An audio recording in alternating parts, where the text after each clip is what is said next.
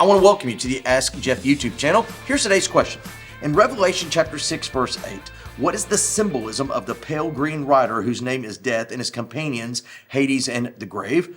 Why is Hades running and not on the horse? Explain how you'd see that in the Roman culture. Well, when you go back into Revelation chapter 6, it begins with this very interesting character that I would argue biblically is whom we know as the Antichrist, or as chapter 13 refers to him as the beast. It says that he rides on a white horse, he's given a crown, he has a bow, incidentally he has no arrows, and he's given power to do a whole lot of interesting things. Now, that being said, they're the famous what we call four horsemen of the apocalypse, he being the first, and there is that final one, that one that is a pale horse. And it says in verse 8, it says that death and hell follow him. Now, here's where it gets interesting, and I'm not going to get into all the different Bible versions out there, but one thing you'll discover is that oftentimes the word death and hell are capitalized. Now, one of the things that we find out about English grammar is when something is capitalized, it is a person, it is a place, or a thing. That being said, in this case, I would argue it is a person, an entity, because when you get to Revelation chapter 20, that final great judgment,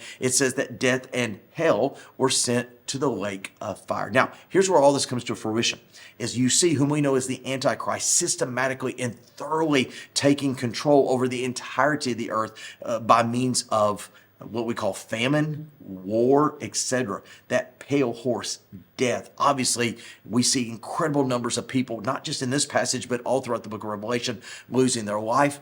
Death and hell followed them. Well, death and hell are synonymous in the book of Revelation with an eternity in a place called the lake of fire. And so I think what we're seeing here is that all that death that has taken place, all the destruction on human life that the Antichrist is bringing is upon those who are going to be in what we know as the lake of fire forever with death and hell. And so it's not just simply characters that are walking rather than riding. I think it's communicating to us the eternality of these individuals. And so there we have what we know is Revelation 6:8. Now, as far as Roman culture is concerned, I really don't think it's that significant to the question, because again, we're answering biblical concerns with biblical parallels in other passages. Great question. If you have one, send to askjeff.net. Maybe your question will be tomorrow's. Thanks for being a part of today's daily question. Now, we answer a question each and every day. Please feel free to submit a new question at askjeff.net. We may not have gotten to yours today, but we eventually will continue to be a part of this. Subscribe so you don't miss out on a question every day.